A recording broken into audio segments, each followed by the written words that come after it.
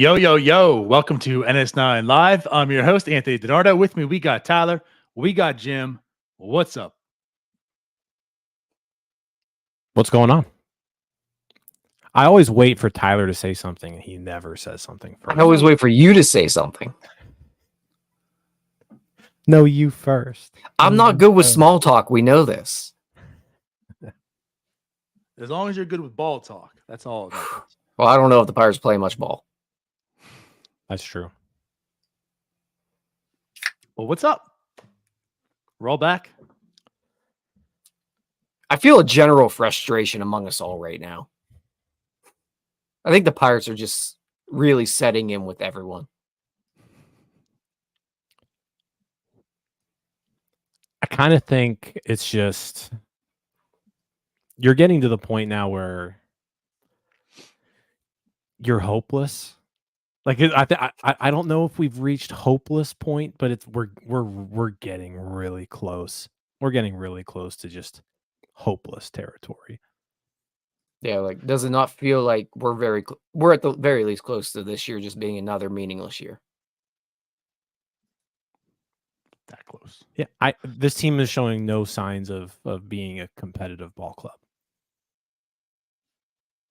And that's frustrating. 1925, 7.5 games out of first, May 15th. It's very frustrating because we didn't have high expectations for this team to begin with. I mean, they varied. I'll say this. Jim seemed like he had some high expectations. I was kind of in the middle, and Tyler was on the low end. But even like with that said, like no one thought like division, like this is going to be a good team in a sense. So like them being 19-25 shouldn't really shock us per se. It's just how they've become 19-25. Like once again, like last year when they had the 19-8 start, this year wasn't the same. It was 9-2, but it's just this is the worst offense in baseball. It's essentially the worst. Everyone is regressing again. Like I felt like we talked about that last year. Like who's progressed? There was a few guys. This year it just seems like everyone's regressing. There's no progress, at least on the offensive side. And when you have a gem like Jared Jones, that you had zero expectations for this year, doing what he's doing now, Paul Skeens is here.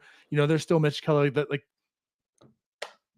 this team has the opportunity to be that team you're talking about in first place. And we're talking about potentially a hopeless season right now. Yeah, the part that we were most worried about is like fixed pretty much, right? I mean, Jared Jones, Paul Skeens, Mitch Keller, they're all here, and that's going fine. Like that's going really well right now, actually. It's frustrating because when you think about this future of the team, right? There are people that you rely on where if we're going to be good, these people need to be the ones who do it for us, right?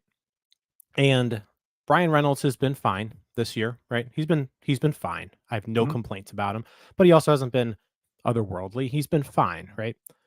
O'Neal Cruz has turned it on here lately, but it's not like O'Neal Cruz is showing MVP caliber stuff, right?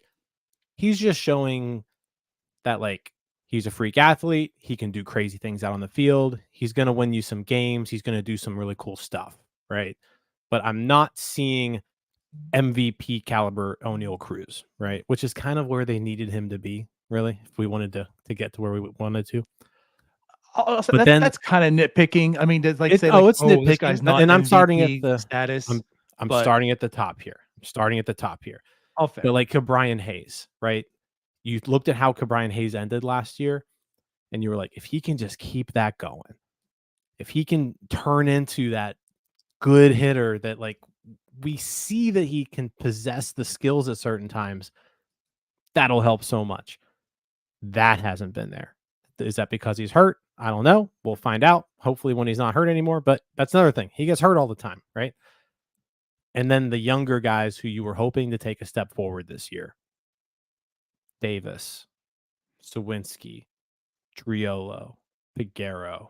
You can go on and on and on with this list. None of them have taken a step forward. If anything, they've taken 2 steps backwards, and we're now in a worse position now than we were last year. Tyler, I mean, you before both you just go, said it, man. let me just Go ahead. stop you here. Let me just let everyone know that BetOnline is your number one source for all summer sports this season, from MLB, golf, NBA, and NHL. All the latest stats, news, and scores available to follow your favorite teams. Get the latest odds and lines, including the latest team matchups, player props, and odds on just about every sport out there. Head to the website today or use your mobile device to get in on the action. Bet online where the game starts. Go ahead, Ty. Now, you guys just said it. DiNardo, you mentioned it's the frustration comes from the way that it's happened. Really, they're, I guess, as quote unquote good, and good isn't a correct term here, but the record is what it is because Connor Joe's having a year out of his mind, and because the pitching staff has played above its heads for 40 games. That's really why they're there. It's Jim pointed it out. Davis, Sawinski, those are 2 guys that you really count on. Everyone else, they haven't lived up to expectations, but at least it's been major league caliber. Those 2 guys that you really hoped would take a step forward this year, you've gotten beyond nothing from them. They've hurt you more than anything.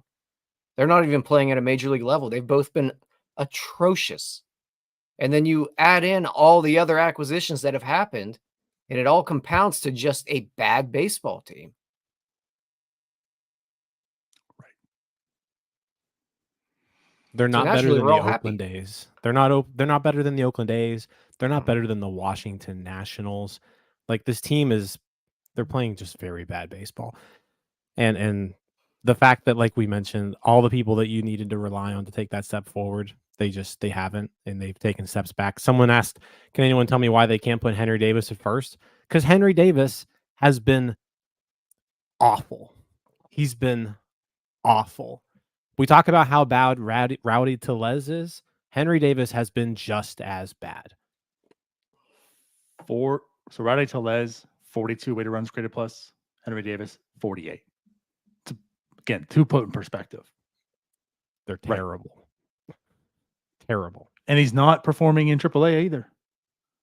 I think last I recall, 3 of his last 19. Yeah, he hasn't played a whole lot. I mean, it's like 6 games or something, but still, it's not as if like he's gone down here. anything. It's like, hey, listen, right? You know, like the struggles are still there. Then he's still striking out a fourth of the time in AAA.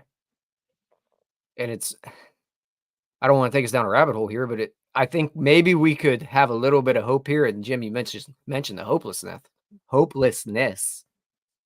The entire organization, top to bottom, like your top prospects aren't hitting either. It's almost just organizational failure right now across the board, and it's leading to where we're at this point. But hasn't it been organizational failure? Like, think about it. Yeah.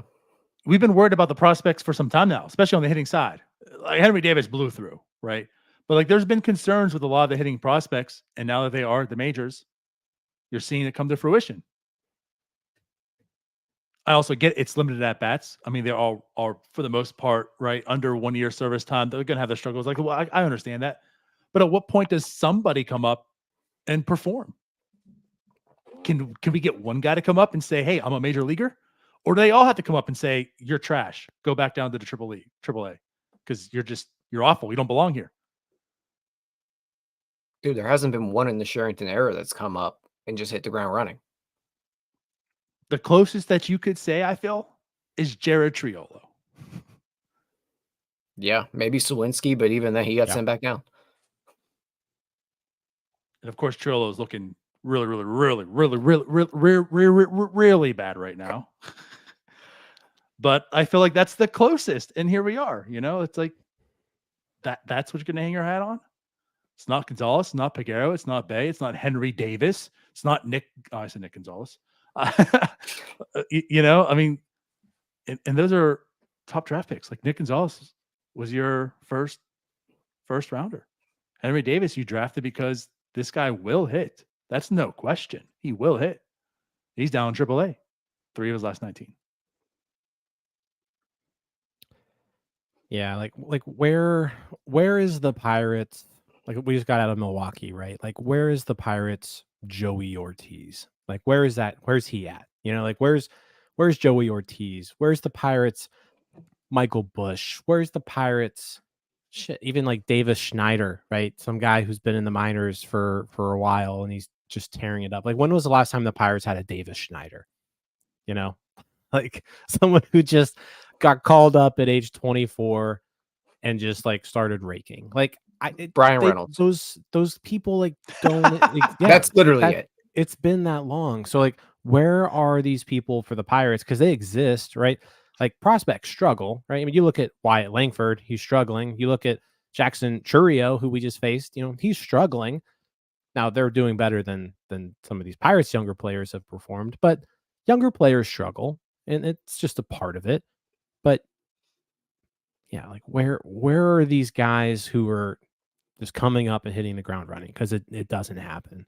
And it hasn't happened at all in the entire Carrington era.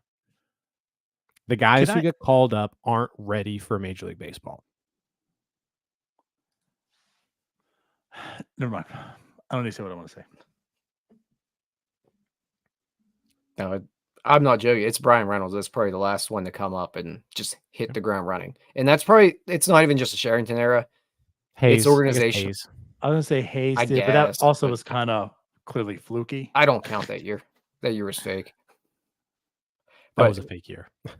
But yeah, I guess, yeah, maybe Hayes. But really, it's been organizationally for over a decade now that nobody comes up and hits. Just one guy, please come up and look like you can play professional baseball, for God's sake. Okay, so that's getting to where I was like going with this. We're not even talking about struggling. Like struggling is giving too much credit for what a lot of these guys look like when they come up. They don't struggle. They don't belong. How does Henry Davis perform the way he did all through the minors? Come up here and just look like he doesn't belong.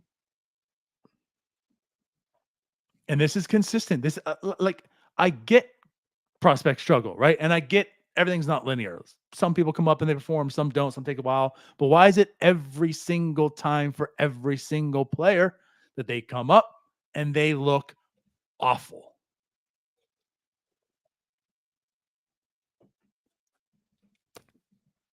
I don't know, man. I don't know anymore. I think a lot of it is like, I think one constant that we've seen with this team is their hitting prospects can't hit breaking balls. I feel like that's something that we've seen pretty much across the board. Just the lack of ability to hit breaking pitches. And so once major league pitchers find that out, they just give them a steady diet of those and they're toast. And why does that happen for the two guys that you were drafted that were kind of dubbed, this guy will hit a batting title? 2. One's hitting below 200 right now in the minors. Granted, 19. I get it. Like I'm not calling by any means tomorrow like a bust, but these are the concerns, these are worries that you've had. Like when Nick Gonzalez, there were concerns. We kind of tried to fight through them and not overlook them, but just say, he struggles. He gets off to really slow starts.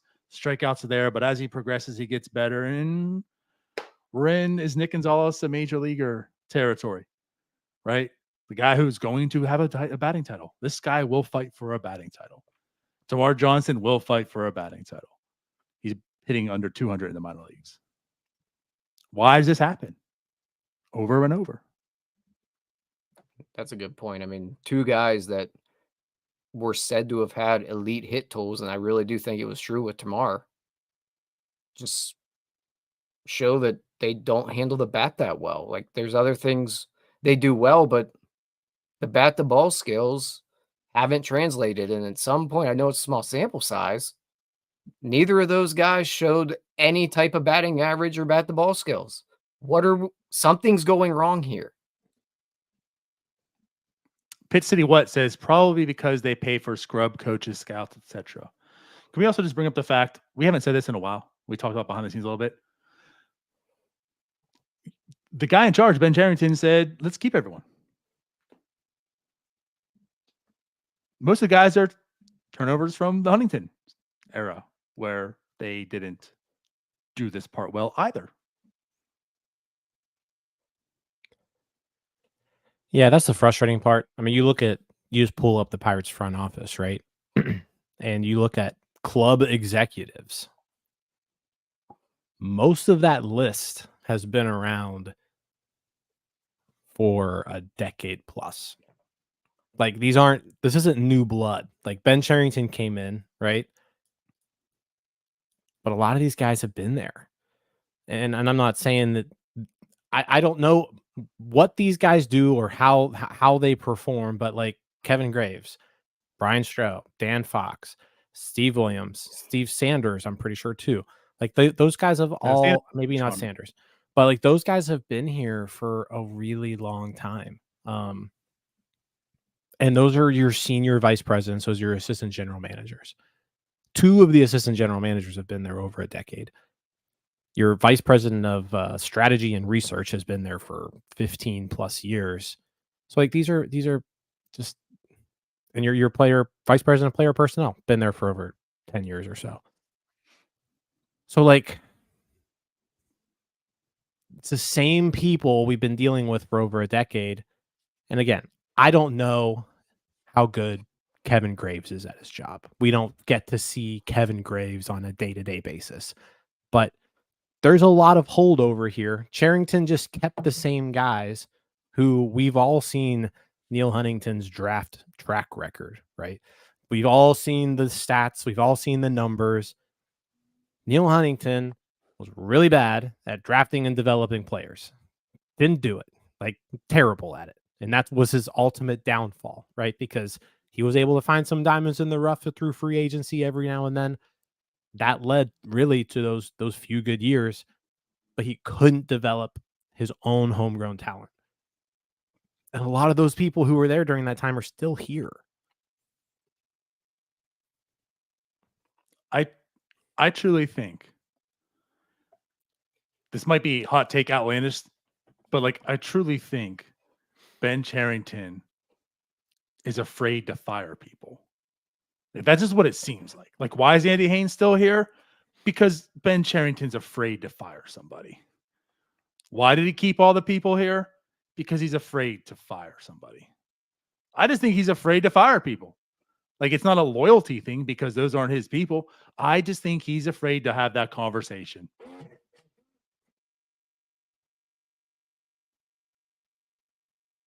I mean, he has no problem waiting, or sending someone down a couple of days early to save a few bucks.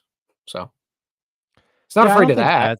I don't think that's it. I think anytime you like take over an organization, there needs to be some holdover, like because you need to know who you have, and if you just fire everybody, then it's like you have like no idea what you're walking into.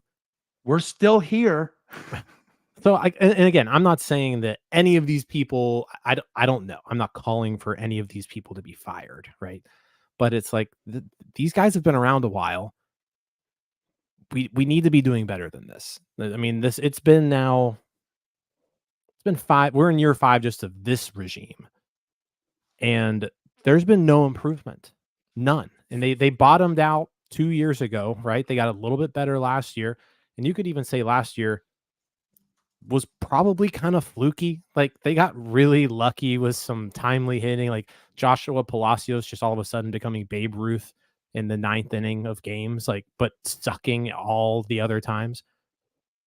This year, they're on pace to win 70 games right now. They're on pace to go 70-92 as of right now, May 15th. Yeah, I don't know that Sherrington's afraid to fire anyone. I think there's maybe more of a thing where him and Neil Huntington went to the same college. They probably know the same people. They're literally clones, man. They're the same person. Like they just hired the same person that does things a little bit differently. So they know the same people, they work with the same people, they probably kept the same people. It's comfortability. That's it.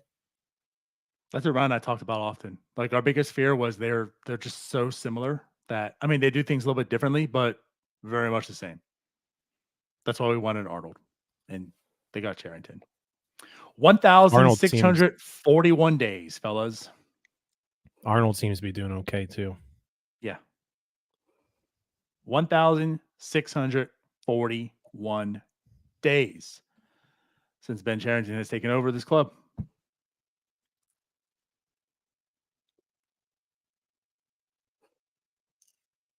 That's a long time of misery.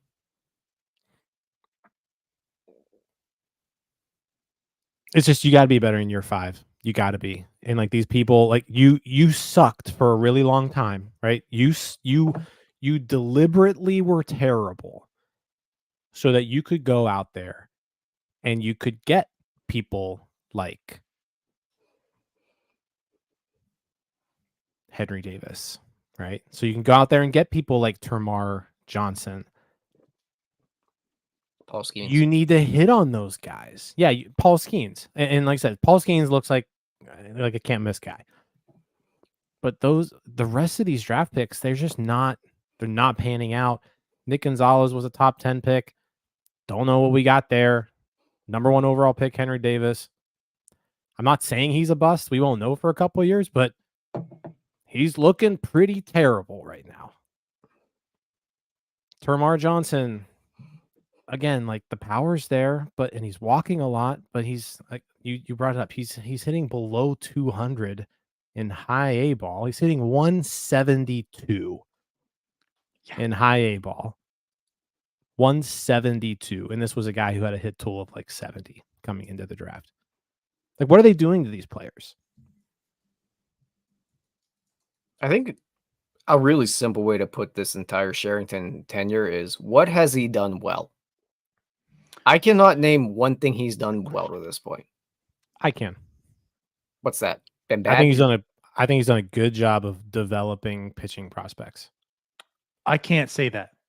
I can. Can I interject here, because this is going to be a sticking point for me? Yeah, go ahead. We'll have. I can't say that yet. That's still hope. That's, to me, Jim. That's because Jared Jones looks good today, and you have that. And so far, what you're seeing from the prospects is some good stuff. And I'm not discrediting what you're saying. Like, the pitching in the minors looks good, but we still don't know what the hell they are yet. The first way, we already have DFA'd Rowensy. Rowensy Day existed because look what the Pirates got. Look at the Pirates. He's DFA'd. Luis Ortiz is maybe a reliever at best at this point in time. Quinn Priester's optioned back down because he's maybe a number 5 starter. Like, the first wave that has come up, the first wave that's here, has all failed. Jared Jones is like this next wave, and Jared Jones looks unbelievable. Like, don't get me wrong. And yes, that is credit to Ben Charrington. But all we have right now to say yes to is 8 starts from Jared Jones. That's why I say that. Everything else is still TBD. So when I say developing pitching prospects, I mean like he's developing pitching prospects. Okay. Okay. Yeah. And so that's what he's doing. Like, this system is loaded with arms that a lot of other teams would love to have right now. Right. So if you have some creativity here, you can piece this together and say, you know what, we've put it together. We've got our top 3 in the majors figured out.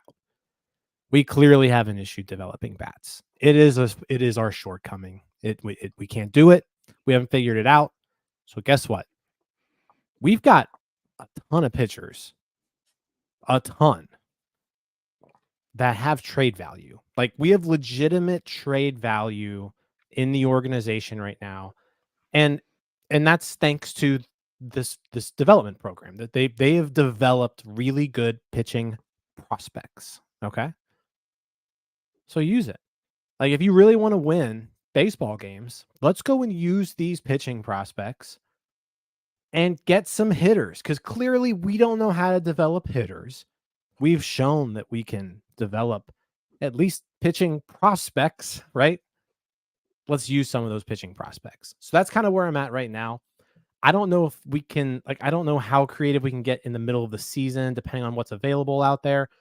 But I'm to the point right now, screw it. Like, if your hitters are going to suck, go and get hitters who are already good.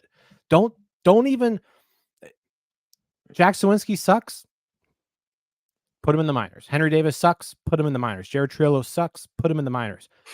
Take these pitchers, take Thomas Harrington, take Anthony Solometo, take Hunter Barco, take Braxton Ashcraft, take Patrick Riley. You know, all these guys who you've drafted and they're like looking really, really good. And other teams are like, holy crap, these pitchers that the Pirates have are pretty good. Take these guys and turn them into major league hitters. Because guess what? Pitching prospects have an enormous bust rate. Pirates have 10 of these guys just sitting around who look like they're going to be really good major league pitchers. 2 or 3 probably will, right? So trade them. Trade them for people who can already hit in the majors right now to help your team right now, because you've already got 3 starters. You've already got 4, because it's pretty easy to just sign another one and then load it with a 5th guy. Like, this team has a strength, and they need to deal with that strength and turn their strength into a remedy for their weakness. I'm trying to find the right word. And so, like, just do it. Go out there, trade those pitchers. You named 5 pitchers. There's more that I missed. And one was named Michael Patrick Kennedy. Riley. Michael Kennedy. You named Bubba 3 Chandler, guys you that didn't need demoted. I didn't name 3 Bubba. guys need to be I'm probably holding replaced on to to make Bubba. this Probably offense holding on to Bubba. solid. Are those 5 guys anywhere near what you need to make a good, legitimate offense right now? I'm not denying what you're saying by all means. What I'm getting at is the futility of this freaking organization right now is you have to give up the farm of your pitching to just make the lineup competent. So where do you stand in a few years from now? You know what I mean? Like because you're so bad, you have to now give up your farm to make your lineup competent. So I'm fine. I'm fine with that. Like, there's other, like, you look at the Orioles. That's okay that the you're Orioles, fine with that. Yeah, that's like okay that you're fine with that. The Orioles have been really good at developing hitters, right? They can't develop pitchers. They've been pretty crappy at it. Go out there and use some of those hitters to go get pitching if you're the Orioles. The Marlins are really good at developing pitchers. You trade those pitchers for hitters. Like, there are teams that are really good at one specific thing. The Padres have been really good at developing hitting prospects. They trade those prospects to like make their team better. I have no issue. Like, if you're going to be really good at developing pitchers, then just develop a lot of pitchers, keep a couple for yourself, and trade the rest for what you suck at, which is developing hitters. So this is all fun in theory, and I don't disagree with you at all, Jim. I do think that's the avenue they need to go. But Ben Sherrington has shown that he has zero ability to identify talent from hitters. Every single trade he has made to this point, he hasn't found a hitter. He's barely found any talent, to be honest. What about the free agents? Free agent wise, nothing. So here's the part about this, though. You're not identifying talented hitters. Like, you're trading and you're getting ones who are already talented. Like, I'm not saying go out there and trade for Heston Kjerstad like some people are saying. I don't want the Pirates to do that. Heston Kjerstad still is developing to do. I don't want to have to develop Heston Kjerstad. I'm saying go out there and trade. I'm saying go out there and trade for I don't know. Name any position player on a non-contender, right? Like, go out there and find those people who you know are already good.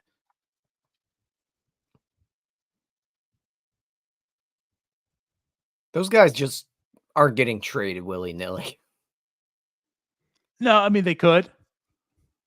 I mean, Jazz could be available. Oh, they'll Lewis screw that all the way Robert up. could be available for the right package. I mean, those teams are going to be eager to make some moves like that. I just worry, like, the difference is what you're saying.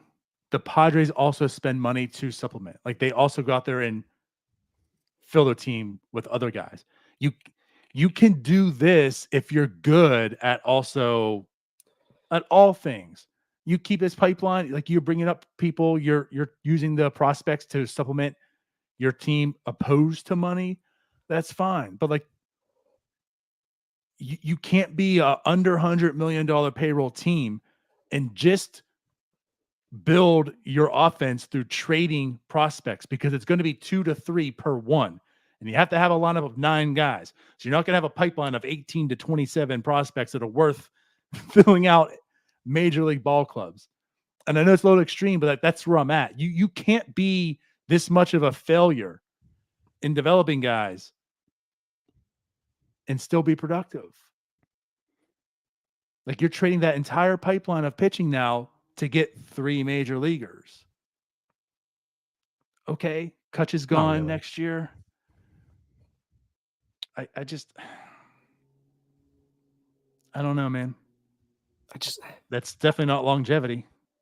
Like the window's now, know and you're it's good over. at it, if you know you're good at it, and you know you can keep developing pitching, then it works. We'll see. I mean, Donardo said it earlier, like, we're calling this kind of a success. Like, Jim, you're calling it a success based on essentially a month and a half of Jared Jones. I understand the prospect lists of what they show, but MLB baseball GMs are going to understand that Pirates prospects they don't tend to pan out. And I know that when they go elsewhere, we saw that stretch of guys that went elsewhere and succeeded, but are Pirates prospects a little bit overvalued in general? Oh, I would imagine, like, we as Pirates fans overvalue our prospects. Absolutely. Like, I don't see getting anything for Solometo. I don't. I'm sorry. I don't He's see not it even with a the guy. top 100 on a lot of lists. He's So like that's also it's not like we're saying, and I agree. There's definitely Salometo's the number 68 prospect in the latest pipeline rankings. He's not in I BA think it though, was right? 68. He's not in BA though, is he? Oh, I was just saying. Oh, but Harrington is a top pitching prospect. He's a top 5 lefty pitcher in the minors. Harrington. Top 10 at least. but that's still very like specific. Well, yeah, everybody needs lefty pitchers. It's not like the Baltimore Orioles where they had like 8 guys in the top 100. You know, like that's also like where I'm alluding to here. Like is Harrington going to headline the throws with his right package? hand. I said Solometo. You said Harrington like 3 Oh, times. you were that he's saying the top. Harrington. Yeah. And yeah, Oh. actually, I meant Solometo. Okay. We're good. but like outside of Bubba Chandler, who's headlining a package? Like who's bringing Solometo could headline a package. Are you getting Lewis Robert for him? No, you probably have to give up Bubba Chandler for Luis Robert. Okay, so now you have Luis Robert. Now you're left with Solometo. Like who's Solometo getting? Somebody else. I just don't. I'm not the GM, right? I'm not making the trades, but I get the it. trade capital is there. The trade capital is there if they want to use it. It's just a matter of if they want to use it or not. And I guess my argument to that, and that's fine, we can move past this, but my argument to that is they don't even have enough trade capital to make this competent lineup right now. I think they do. Okay. I'm with Denard. I don't see it, man. Because there's already competent people. Like if you Reynolds, Hayes, McCutchen, Cruz, Connor Joe are all competent major league hitters. 4. You need 5. You don't need a lot. You don't need 9 competent hitters. You don't. You need fine. 7. Then give me 4. You need 7. Okay. Then give me 3. But I don't think those 5 prospects are giving me 3 competent players. Yeah, they are. At the end of the day, I think we're just putting a Band-Aid on a bullet hole here because you're not fixing the real issue. This team can't coach hitting. And they're not going to develop it with this current regime and the coaching staff in place. It's not working. So bringing guys in, it might fix it for a year or so, but it's long term, it's not a solution. And it really doesn't help when you're spending $10.5 million on a reliever and you have a lineup that's just full of crap. We can complain all day about not spending money, but the allocation of it didn't work either. Nothing they did this offseason really worked except for Martin Perez. Yeah, I don't think like you can't dismiss Bob Nunning's blame in all of this, right? You can't. But they should be better than this. With what they've been given, they should be better than this. And we're not asking to be the best team in Major League Baseball, right? Like, go out there and compete for a playoff spot. That's what we're asking you to do. There's 6 playoff teams out of the National League. Go out there and compete for one. Just like be in the top half of the National League. It's not that hard. Half the teams do it, right? Like, so just figure out a way to do it every once in a while. Right? We've done it, how many times in the last 30 years? We've been in the top half 4 times in the last 30 years. That math doesn't check out. Just be better. Like, it's mathing. It's awful. Like, just be in the top half. Jim, How many times has Ben Cherington done that for his teams, Jim? One time.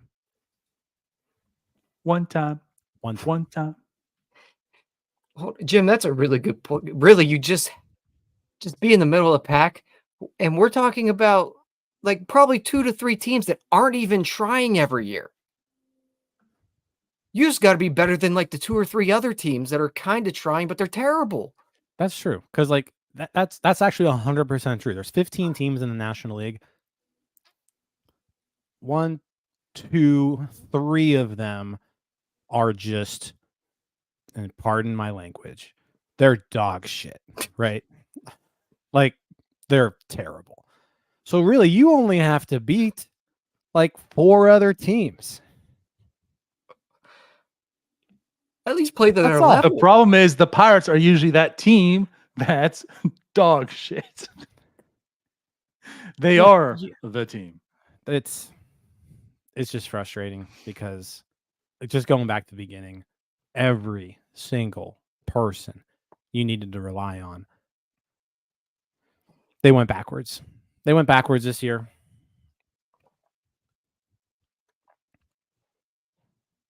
It's been a lot of fun. So let's bring this up because I mean we've it's been a quick 38 minutes, fellas. We've been hammering the Cherington, the whole regime, all this stuff, right? Let's talk about on the field, because I look at this also. I mean, yes, I don't think there's been a whole lot of good pieces added to this team to really get them. And I know it's been very negative, and like there still is a vision that this team can be good.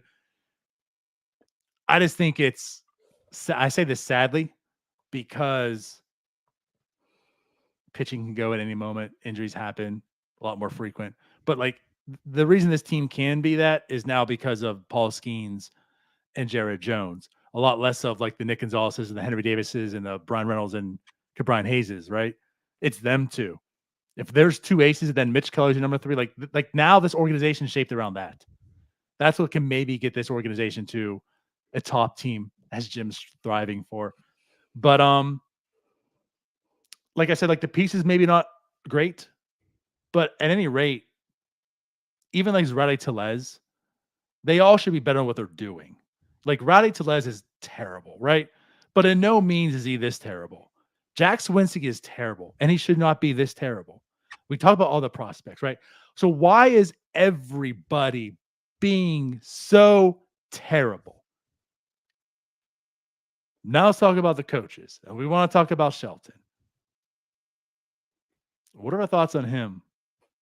Is it coming close to that time for him? Your turn, Tyler. Oh. You don't like small talk. Yeah, let's just get to the big deal because Shelton has been the big focal point, I feel like, lately. And people on our own network, they mentioned, Neil, that managers maybe aren't as important as fans make them out to be. And a lot of times I do agree with that. Maybe managers get overly blamed or overly praised. But also I think there's a shelf life on them, man. And the shelf life's over here for Shelton. It hasn't worked. I don't see where it's going to work. And really where I come down to with this team and this organization in general, for 30 years, this team has been a bunch of losers. This organization is full of losers. Top to bottom, the only thing they know how to do is lose. It's what we feared with Brian Hayes and Brian Reynolds when we talked about going through the rebuilding process with them. We were afraid that continuing to lose is going to beat your two cornerstones down. Derek Shelton comes in, all he's done is lose. Bob Nutting, since he's been owner, loser. This team is full of losers right now. Derek Shelton to this point, loser. Andy Haynes, loser. Down the line, you're all a bunch of losers. Somebody, at some point, you have to bring in a person that's a little bit different.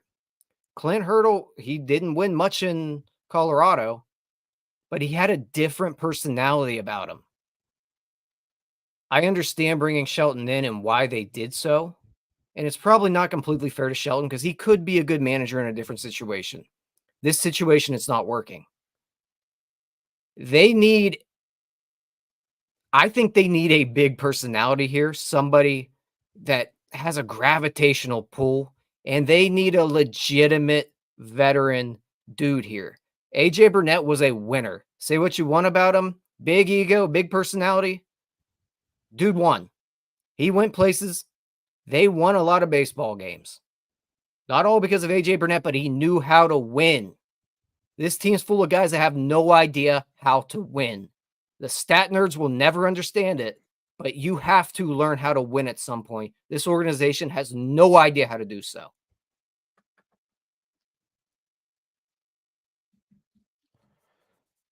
Yeah, nail on the head. Like winning is a skill. Like it's not something that you just like come into, right? You've got to learn how to do it, and none of these guys know how to do it. They haven't done it. The veterans on this team, some of them have done it, right? Yasmani Grandal has won before. Andrew McCutcheon has won before. Rowdy Tellez has won before. Martin Perez just came off a World Series. Aroldis Chapman has won before. So like there's people on the team who have won before, but those people have all sucked, like for the most part. Like Rowdy Tellez is terrible. Martin Perez has had a good start to the year, but like Martin Perez isn't the reason why the Rangers won a World Series, right? Like, I mean, let's kind of be honest with ourselves. It's not the reason why the Red Sox won a World Series. So yeah, like at some point, your core group of players needs to know how to win. And I think if there's one thing to look at, and this is kind of where hopefully I'm curious to see how Paul Skeens, like how like his effect, like what effect he has on this team. Cause we've all heard, like we had Coach Jay Johnson on, he told us about his work ethic, his off the field, his leadership skills, things like that. Like Paul Skeens isn't going to want to lose. Like he doesn't sound like someone who accepts losing very well. He's won, right? He just came off a monumental season at LSU. He's won. He won the national championship last year in baseball. He's on the best team in the country. He comes to this team and sees a bunch of losers, right? There's a weird dynamic there, though, because it's like he's also a rookie. Like he's been in the majors for 4 days. So, like, how much of that leadership skill can he take? I think it's just going to be kind of interesting to see that dynamic, right? Does he lead kind of like by example first, where he's just going to go out there and he's going to work harder than everybody else and he's going to just make sure he's the best, right?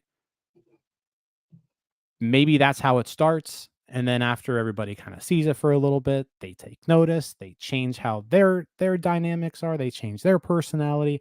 I don't know what's going to happen. I think right now, though, like Paul Skeens is like the one guy who we can kind of like we have to kind of rely on him. Like he's the winner of the group, right? So like, will it work? Will people kind of be like, all right, this guy's not going to accept us losing. We need to be better. Maybe that's how it is. But again, I think leadership still has to come from the top down. And we had Steven Nesbitt on at the beginning of the year. And it's just, this is an organization that's just content with mediocrity from the top down. They're fine. They don't strive for perfection. They don't strive for excellence. They never have, and they aren't right now, right? Because if they were, Rowdy Tellez wouldn't be here. Rowdy Tellez wouldn't be getting the opportunities that he would be having. Jack Sawinski wouldn't be here. There would be people who like there would be changes made. There would be accountability would be had with some of these folks.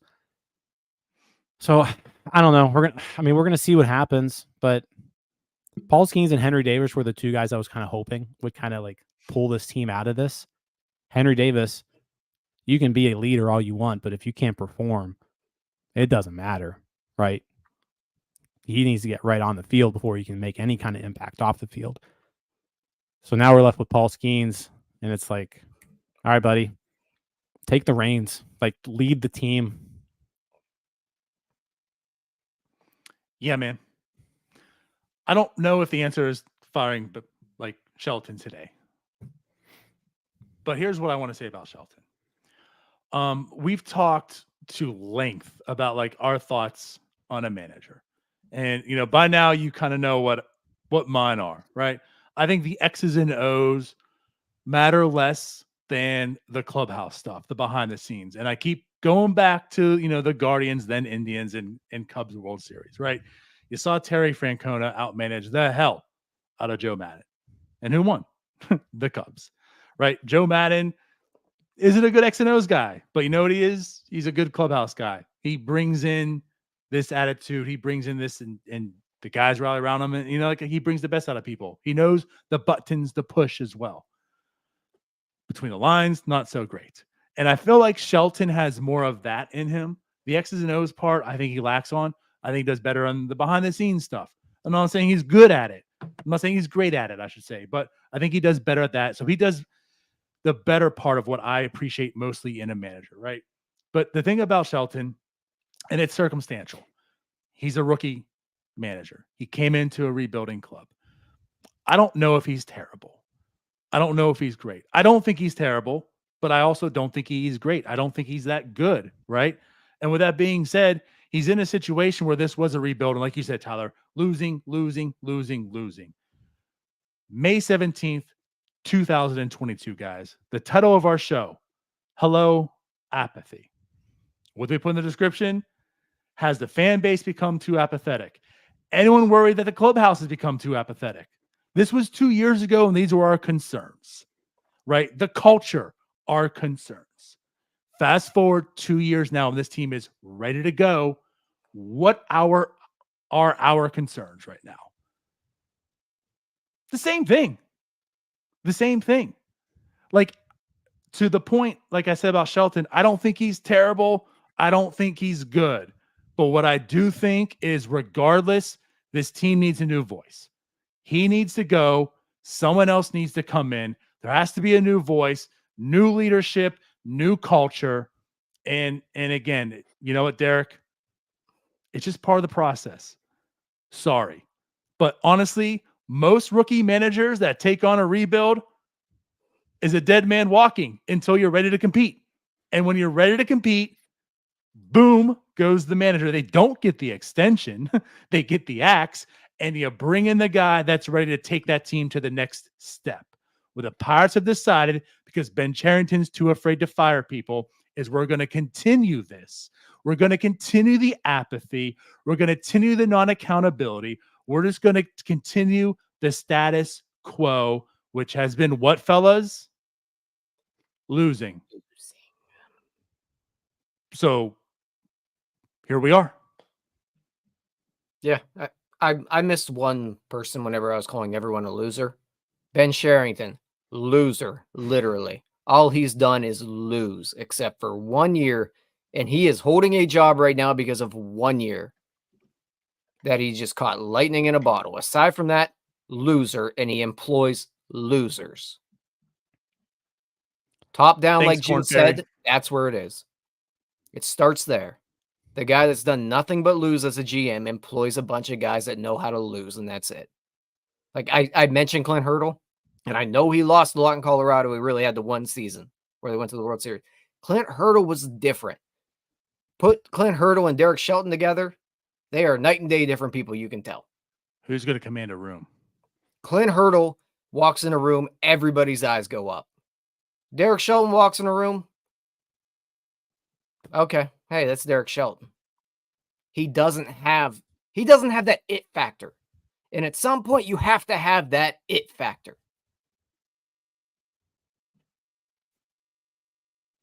Yeah, I mean, I think Derek Shelton is basically like the John Russell of this rebuild, right? If we're kind of comparing this to Huntington's rebuild, boy. right? I mean, you compare the records, right? They're not too far off. they're not too far off. The issue is John Russell had 3 years, right? John Russell had 3 years and then he was gone because it was like, okay, now it's time for this upswing. We got to bring in a new guy. John Russell, hey, we appreciate you for managing our terrible, terrible baseball team for a few years. It wasn't you, it was me, right? It was that kind of breakup. Same thing with Sheldon. Like I'm to that point, like Sheldon, it's not you, it's me, right? You came in here, you took over a terrible team. We were trying to lose as many games as possible, and guess what? You did a good job at it. So, but now it's time for something different, right? And it's time for somebody new. I don't know if Derek Shelton's a bad manager. I don't know if he's a good manager. You said it right, DiNardo. It's impossible to know because he's been handed such a terrible deck of cards, right? So like, I don't know if he's good. I don't know if he's bad. But you know what? It's time for somebody new. And it's just the circumstances. And it's like you're saying, like it's no hard feelings and. Right. Like I don't want to say you did a good job because like you didn't, but I can't say you did a terrible job. Right. It's time. And here was your taste of the big leagues. Here is your taste of managing. There's going to be another opportunity. You're young enough, right? This was maybe the experience he needed. And now he has that. And now he can go to a better situation later on in his next move. Like Clint Hurdle, right? Like Tyler, you said, like he wasn't winning in Colorado, but his next move was the Pirates, and look what happened, you know? So, like, this isn't going to define his career. This was just a step that he needed to get to his next point. And like, it could just be best for both parties. It just is what it is. You know, again, like that's the point of that term, that phrase is literally just this situation. It is what it is. But you just have to bring in someone new. Like, I just fear this clubhouse, this team, it has to. And honestly, like, look at this aspect of it too. There's going to come a point if this team isn't winning, it's going to be on Ben Cherington. Like there's going to be that point. It's going to start with the players, it's going to start with the coaching. It's going to then go to the managing, you know, and then Ben Cherington, like at what point does he hang on to all this till it eventually just bypasses all of them and says, it's on you now, fella. You got to go.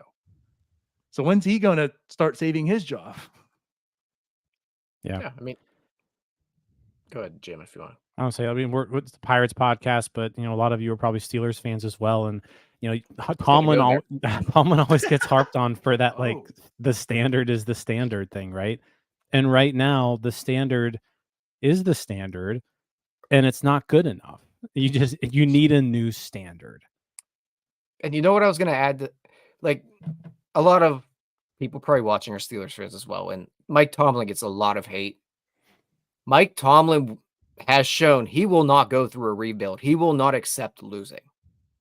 Derek Shelton accepted losing during that rebuild. We watched it in games where he didn't exactly go after wins like he could have.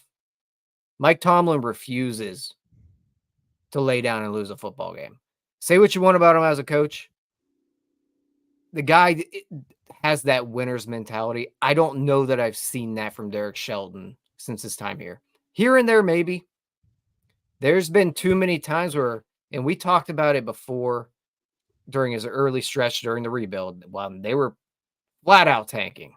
There were a lot of times where it felt like he could have just gone after a win and didn't do so.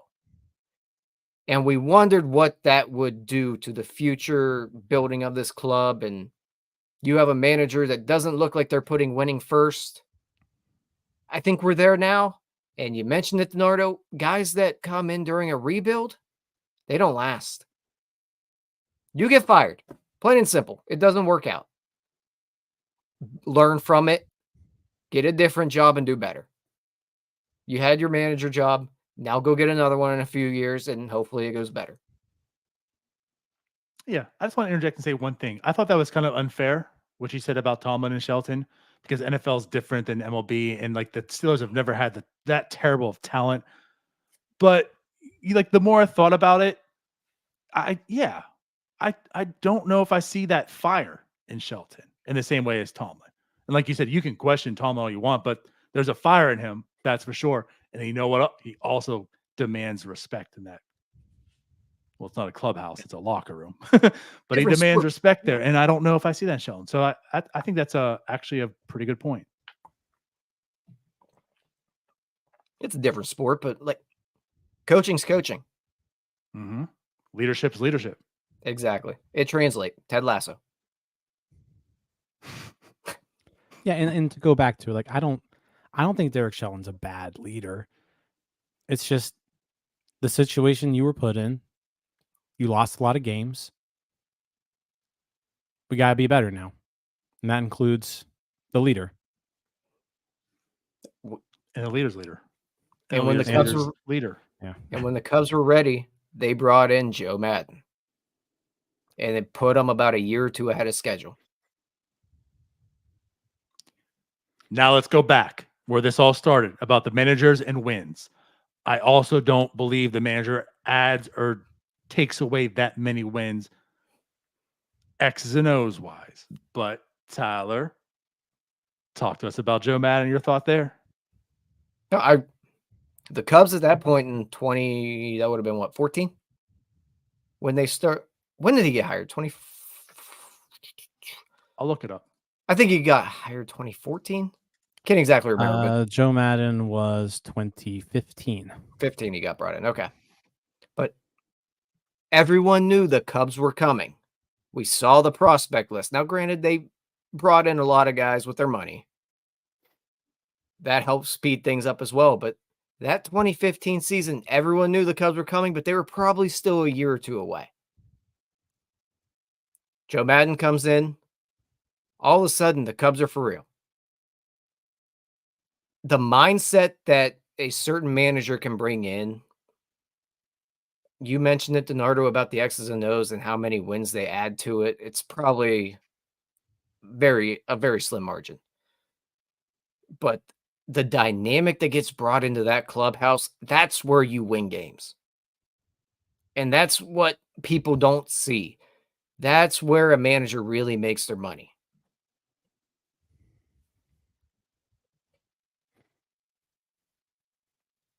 Yeah, I mean, the Cubs in 2014, they won 73 games. Hire Joe Madden, 97 wins, 24 win improvement. Now, they had better players, right? But 24 wins is 24 wins. Jake Arrieta pitched out of his mind and brought in John Lester. Jared Jones is pitching on his mind. Right. But Rizzo didn't take a step forward that year, but like they had guys that took steps forward. Right. We haven't seen it. Kyle Schwarber came up and did what? Henry Davis comes up and did what? Okay, well, that's fair. But outside of that is actual production. Shut up, Tyler. Dexter Fowler played out of his freaking mind. Jason Hayward was terrible, but serviceable. But he back then he was still good enough. Yeah, but they brought in the new voice. Mm-hmm. It worked. And I just think that's where this team unfortunately is. Like it just needs the new voice. It's unfortunate, Do I think Derek Shelton's an awesome guy? Would I love to have a beer with him? Absolutely. But I just think it's time.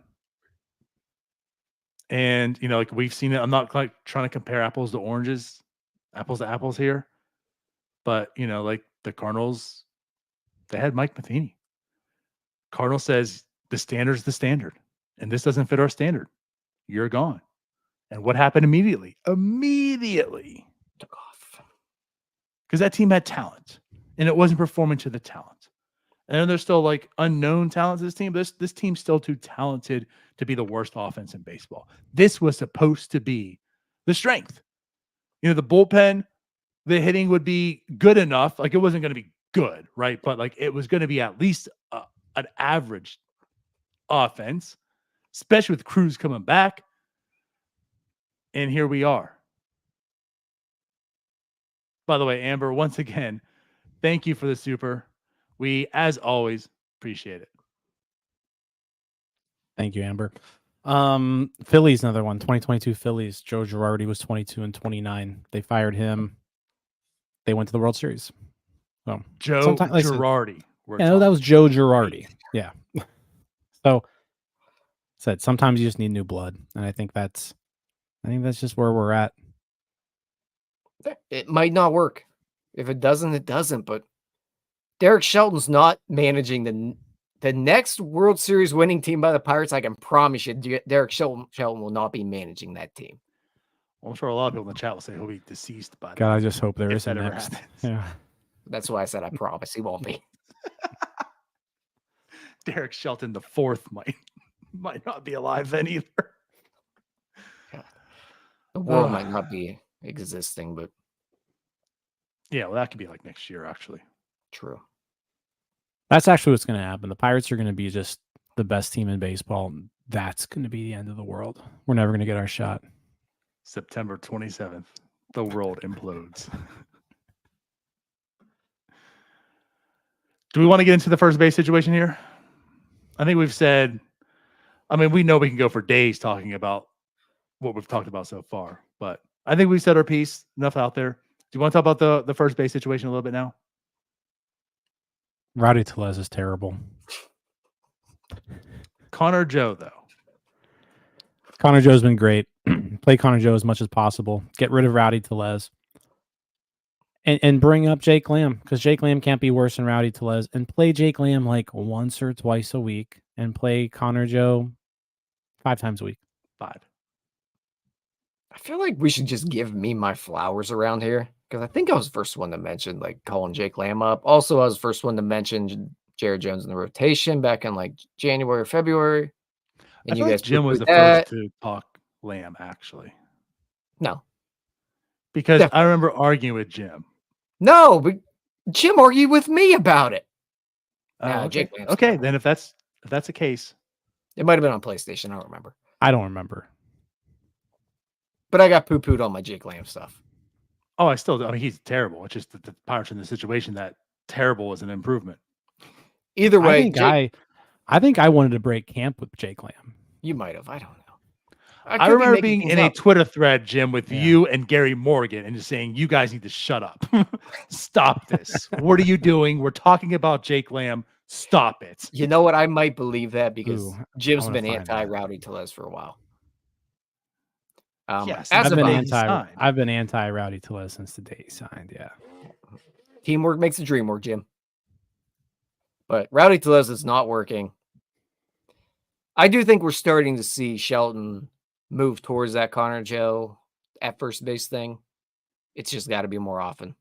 It's got to be 5 times a week, and you pretty much have to force Shelton or Sherrington's hand here. That I'm not gonna play him. You got to get rid of him. Actually, you know who you were arguing with about Jake Lamb, Donardo? A few people. Brian Cornell, who's an idiot, by the way. It's an absolute idiot. Just terrible mind. And then you and Gary Morgan started talking about Lamb, I think like the next day. Yeah, I don't remember. I don't see your stuff about anything to me. That's fine. But I could be wrong. I'm praying that you were. But anyways, so I guess like what I want to talk about, we don't need to beat a dead horse. We know that Rowdy Tellez is awful and he needs to go. But like I do think we go to Lamb because like that's just the 1-for-1 makes sense. He's going to be an improvement. Like he'll probably be bad, but he'll be twice as good as Rowdy, and therefore it makes your team better, right? But like I do think there are ways that you can get creative in doing this, right? So we're kind of seeing Connor Joe play well against righties and lefties, and the home run hit today was off of a righty, right? So like the splits aren't even like his career, like against righties, like a 90 plus weighted runs created plus. Like it's not like he's awful, you're right, against righties. He's below average, but this year he's well above average both ways, right? I think you can like look at Connor Joe, at least in the near future, right? The trade deadline's coming up, but you could probably look at like in the near future of Jim. Sorry, I'm reading your comment of like being the everyday first baseman. But I guess maybe my solution is you can maybe do two things. Like, is it also time that Jack Swinsky sees AAA? Like, do you improve this team maybe two ways? Like, do you maybe bring up, and there's a comment here. I'm not going to scroll up because there's too many comments now. I know your stance on him, but regardless, he's in the organization. He's performing. Like, do you call up Bay also? And do you potentially, I think what also helps this, okay, I get that. I get that. I'm just saying, like, it's going to be great for the people listening on the podcast. they're shaking their heads no. I'm going to be the play-by-play radio announcer on here. The reason I say this is, again, like I think you can get creative. It doesn't have to be just Lamb, but I also think will help this team in this sense is, will you freaking give Kutch a day in the outfield once a week? Because like that could be Connor Joe's day off. Like he could DH once a week. Or someone else, you know, to give time. Like if you can put Kutch in right field maybe once a week, I think that would help things too. So he's not clogging the DH the entire time. But I just want, more or less what I want to put out there is there's ways of doing this. It doesn't just have to be Lamb. So you'll never hear me call for the promotion of G1 I get Bay. it. But I'll tell you what I would do. Like I would give Edward Olivares a whole lot more playing time. And I mentioned this like last night on the postgame show. He's been one guy who seemingly hasn't gotten any starts at all. He played today. He got a hit. He played. There was a 4-game stretch in the beginning of the month where he played, like I said, May 4th through May 7th. And he put up a 800 OPS during those 4 starts. Since those 4 starts, he played one time. He's played one time in the last 8 days. Finally gets another start today, picks up a hit. He's someone, again, like he hasn't been great, but he's been one of the guys who hasn't been terrible, right? 91 weighted runs created plus, 4 home runs. He's given you some pop. He's homering once every 21 at bats, right? So Edward Olivares gets more playing time. I would send Jack Swinsky either to the minors or to a bench role. I think he maybe could benefit from just some everyday at bats. So put him to the minors. But then I'm calling up probably Billy McKinney or Don't Joshua put me like Palacios. That perked me back down. As just like, that's your 4th or 5th outfielder. You're giving him 1 start a week if you need to just kind of spell somebody. Like, why can't you don't that want be to give Kutch? you don't want to give them a ton of time. Well, I mean, you got to have another body, right? And I think Billy McKinney has at least shown throughout his career that he's a below average major leaguer. Like he's not great, but he can hold his own out there, right? His career numbers are better than Jack Swinsky's this year. That's for sure, by a hell of a lot. And projections actually don't hate him all that much. He had a 101 weighted runs created plus last year and 147 plate appearances for the Yankees. So like the guy's not god awful, right? Bring him up, play him once a week, but give Edward Olivares some run and see what we got there. Because Olivares has not been terrible and he's not playing enough. Guys, Thanks, Brody. we are in year 5 of this rebuild, and we are asking for at-bats from Jake Lamb, Billy McKinney, and Edward Olivares. And Joshua Joshua, I threw And Palacios' name Josh in there Palacios. too.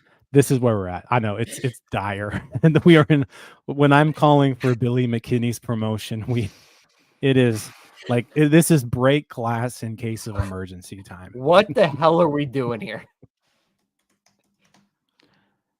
Yeah.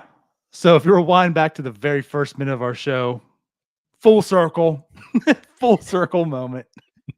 Just put this on repeat now. Yeah. By the way, Bill McKinney, a 101 weighted run created plus in AAA. Oh, 101. Yeah, No, he's he's actually 97. been. I think he's actually been worse than that. But Yeah, he's last year in 97. the majors, he was 101. So hey, I mean, he's at a 97. We are asking for Billy McKinney, Edward Olivares, Jake Lamb, Josh Palacios. and you know what? I'm cooking. actually like really asking for Billy McKinney. But and again, to put this in perspective, I fully believe those players are an upgrade from Rowdy Tellez. So theoretically speaking, your team has improved by any one of those guys being on them instead. That's how bad it is. I mean, that's what they're here for. Like Billy McKinney and Jake Lamb are here, as in like they are those break. They're glass here in case like of 3 outfielders emergency. like run into each other and go all get injured. And it's break glass in case of Yeah. emergency. That's where we're Not at. because it's May 15th and we need to get better. I don't know if none of these moves are necessarily in a quest to get better. It's just like No, I'm they actually done are. with- They are. I'm just done with. We're like, looking to get these better. We're asking for terrible- Billy McKinney. These guys are terrible. I don't want to see Rowdy Tellez anymore. And Jack Swinski needs to stop getting regular playing time. I actually think Jackson. Joshua Palacios has a 582 OPS in AAA. He's only played like 6 games, though, I hasn't he? don't care. I don't care. He's played 8. That's Yeah. where we're at. Palacios So is I- better than that. So I will It's still disagree here ironic. that I stupidly have somehow like switched position with Jim, where now I think Jack Sawinski needs regular playing time in a consistent spot where we're not messing with him every day. Just give him at bats and let's see what happens. Let him try to run into one of them hot streaks. Because I think that's the only way that he's going to perform is that if he gets everyday at bats. Bench rule is not going to work for him. He needs to get consistent at bats to me in order for him to be productive. Rowdy Tellez is terrible. Nothing more I can say on that. He's just awful. I don't want to see Rowdy Tellez anywhere ever.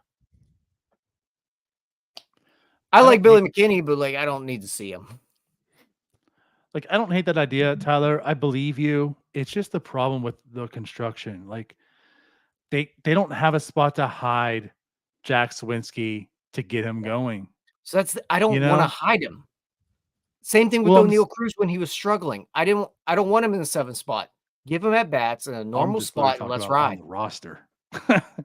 Point blank. Put him in a lineup. Put Jack Sawinski in the 5 spot every day and let's just see what happens. And we're already terrible, guys. We know we are. Let's try to at least get what we can. Jack Sucks. Sawinski's just shown no signs of life. And you can't He say hit he all hasn't over had 3 days and you ago. can't say he hasn't had consistent playing time. The Pirates have played 44 games. Right? 44 games this year. Maths. I don't know. Is that right, Donardo? It is. They're Can 19. someone, I don't know. someone correct me? They're 19 and 25. You're correct. Okay, so they've played 44 games. Jack Sawinski's played in 42 of them. So, like, he's playing pretty much every day. Him and O'Neal Cruz have 42 games. Brian Reynolds is 43. Now he's coming off of the bench sometimes when there's a lefty starter. But like Jack Sawinski's an everyday player right now. And he's been awful. He's been worse than Jared Triolo, who has also been awful. Well, yeah. And I guess that's what I'm getting at. Talking about hiding him. It's just like you got Jack, you got Triolo, you have Michael A. Taylor. Trash. Like 1 through 4, honestly, I firmly believe in 1 through 4 in this lineup. Kutch, Reynolds, Cruz, Joe. That's legit. And then it's a cliff. It goes to what you thought were the 2024 Pirates to the 2020 Pirates immediately. 1 through 4, that's legit. And again, we've talked about Kutch. Don't come at me about Kutch. Kutch is legit. And then it's just awful. So how can you roster 5 awful ones? That's why my suggestion is that he does go to AAA to get his everyday at bats. Try something else up here, because anything is better what Jack Sawinski is doing right now. So get him going in AAA and then get him up here. I'm fine with that. I just don't think that the bench is the option for him. It's I either don't know. he starts I every agree. day here or he starts every day in Indy. You can't put agree. him on the bench here. That's why I think you send him to Indy.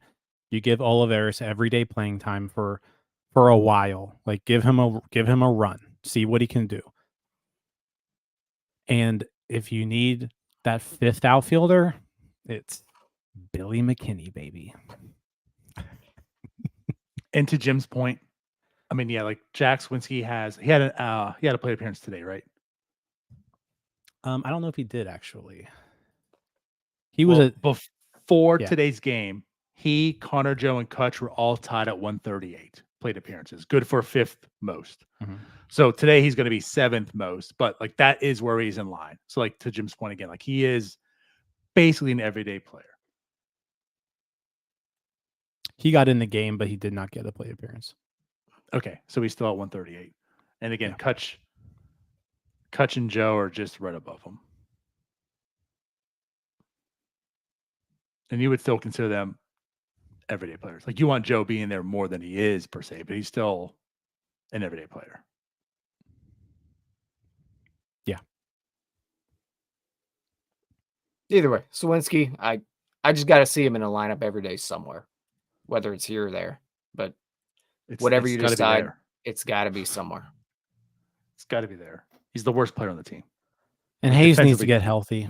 Hayes needs to get healthy because this Jared Triolo playing every day isn't going to fly either. It's not working. Maybe that's where Jake Lamb goes.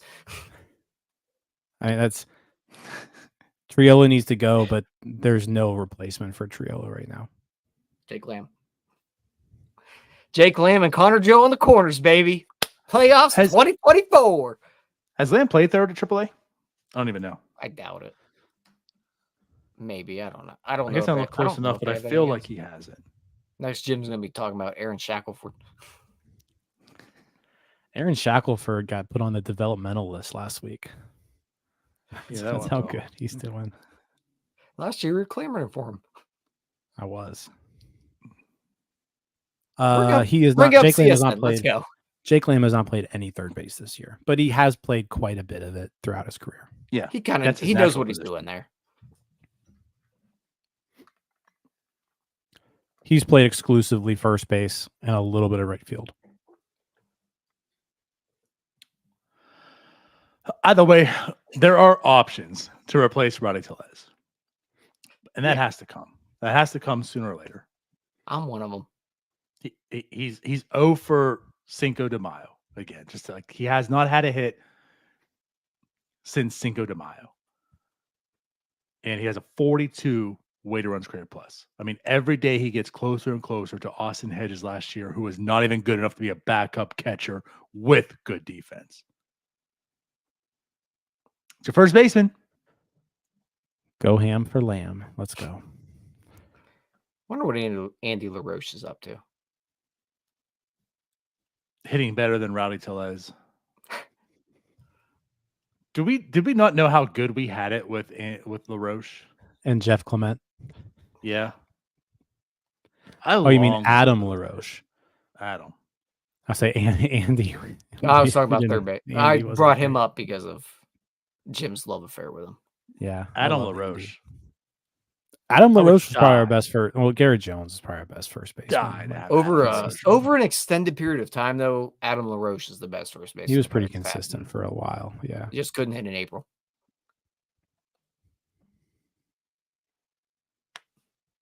I think we've talked. All right, so about I think it. we solved the Pirates' problems, right? It's Jake Lamb and Billy McKinney.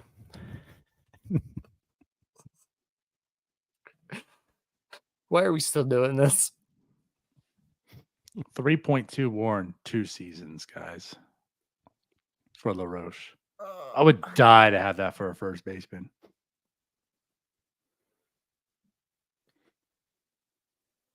Anywho, is this it? Are we done? Yeah, We've we've run out of talked about Billy McKinney and Jake Lamb for way too long. We need to go leave now. Somebody needs to turn our mics off. Yeah, let's get out of here. Well, we back tomorrow. Pirates play the Cubs. Anyone on the mound tomorrow? Is anyone on the mound tomorrow? Yeah, Yeah. Jared Anybody? Jones. Yeah. Yeah. Exciting stuff. Can't wait. Against Justin Steele, who we kind of lit up the other day. Yeah, that one time. But yeah, we got a lot of inning out. There's a lot of problems. Hopefully they don't keep compounding and getting worse. But again, tomorrow is Jared Jones Day. So to bring some positivity, Jones tomorrow, Skeens Friday. Showtime. At least And then Showtime's back for these next 2 days. And then I'm flying to Chicago on Friday. I'll be at the games this weekend. Yeah, but you're not going to be the one on Friday. That's what's most important. You're not seeing Jared Jones. You're not seeing Paul Skeens. You stay away. I'm going to pray for a rain out so I see him. 2 rainouts. Hey, Tyler goes for a sectional title tomorrow, so. Hey, you all. Thank you for watching. I know we try to provide the most entertaining content that we can, and we'd love to spread it to as many people as possible. So I know it doesn't seem like a lot, but if you could take the 5 seconds to like this video and subscribe to the page, it helps out so much more than you know. Thank you, and let's go Bucks.